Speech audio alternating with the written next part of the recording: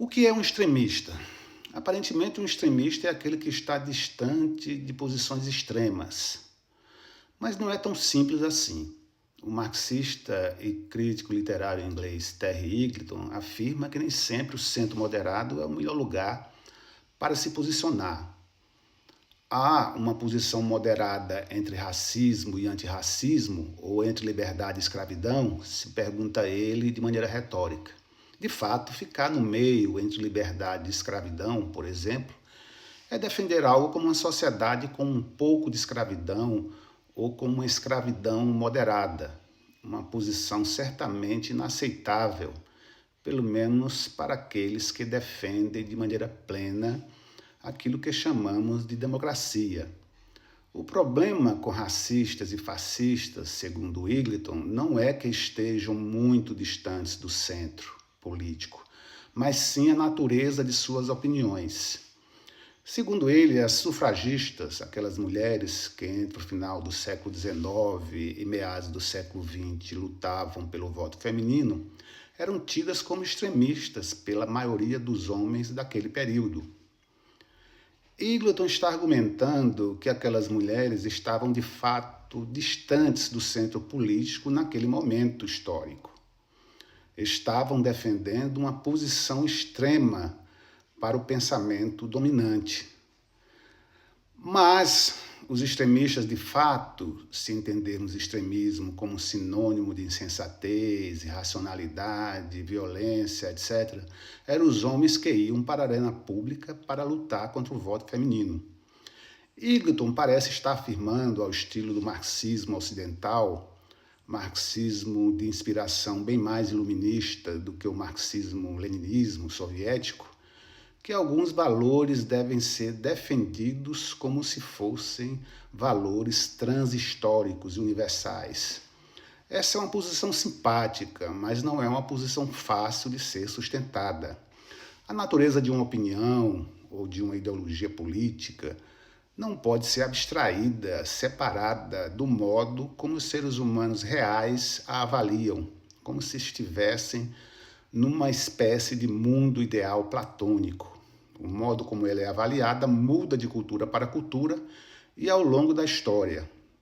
Hoje, na maior parte dos países do mundo, qualquer um que defenda no espaço público que as mulheres não devem votar seria considerado um extremista. Mas em alguns poucos lugares, isso é considerado simples bom senso por parte significativa da população. No Afeganistão, depois da volta do Talibã ao poder, as mulheres não só não votam, como só podem estudar até o ensino primário. Estão proibidas de frequentar a universidade e foram banidas do espaço público. E nada garante, embora seja muito pouco provável, que em 300 anos, em países em que hoje as mulheres participam da vida pública, o modo como as mulheres vivem hoje no Afeganistão seja considerado simples bom senso. É só comparar a vida das mulheres no Afeganistão atual com a vida que elas tinham no Afeganistão dos anos 70 do século passado, para concluir que isso não é absurdo. Para os defensores de regimes democráticos ao estilo burguês, regimes de democracia representativa, baseados na ideia de Estado de Direito, que respeitam, portanto, os direitos das minorias, que reconhecem a necessidade da propriedade privada dos meios de produção, mas também a necessidade política, de políticas públicas estatais para diminuir a desigualdade e impulsionar o desenvolvimento econômico, os sistemas sociais que estão no horizonte de utopias como o anarcocapitalismo e o marxismo-leninismo, por exemplo, se apresentam como exemplos óbvios de políticas extremistas. Uma rápida olhada para a história dos séculos XIX e XX sugere que as sociedades complexas, modeladas unicamente por estruturas estatais e sociedades com Estado mínimo ou mesmo sem Estado, naqueles casos em que o Estado simplesmente ruiu em razão de guerra civil, se parecem mais com distopias do que com utopias.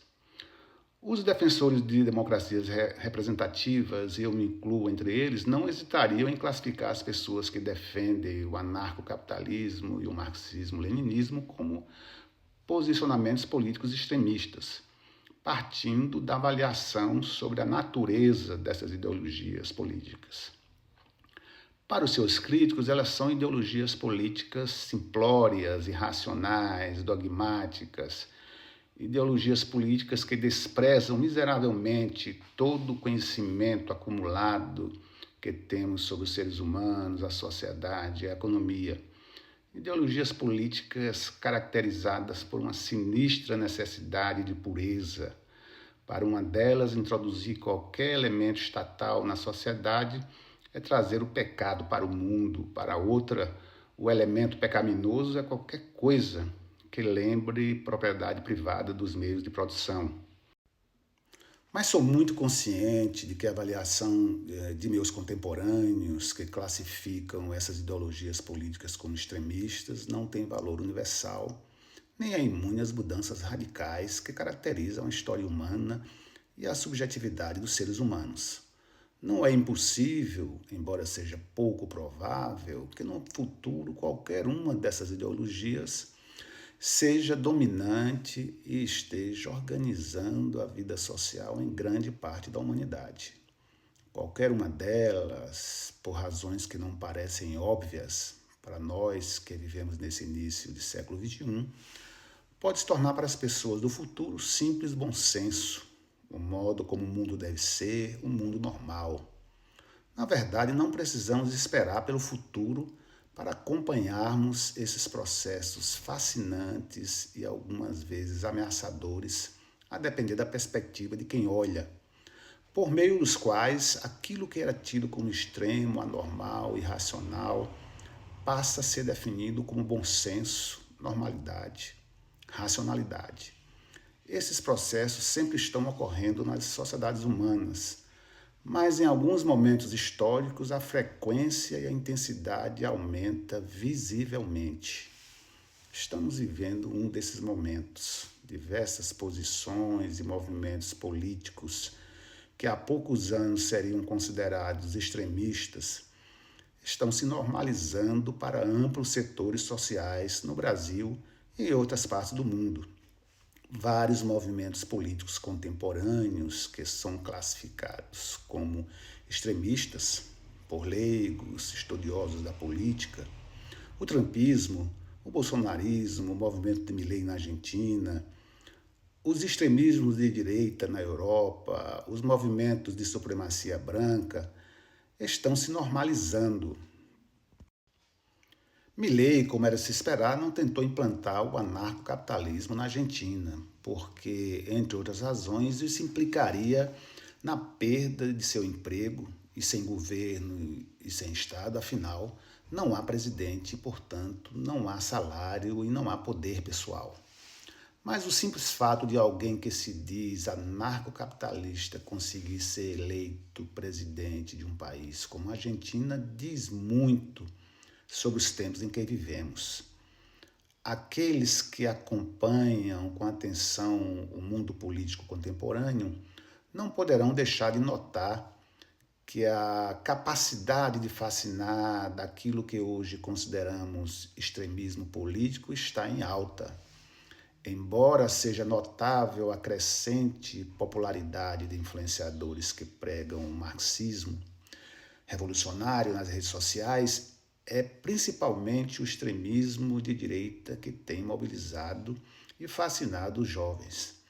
Posições políticas tradicionalmente classificadas como moderadas parecem ter se tornado banais e entediantes para muitos jovens e para adultos que antes estavam próximos do centro político. Parece haver uma suscetibilidade aumentada para propostas disruptivas que prometem mudanças revolucionárias e posicionam as pessoas comuns como protagonistas na construção de um novo mundo a ser construído por meio da supressão violenta e regeneradora de instituições e grupos políticos.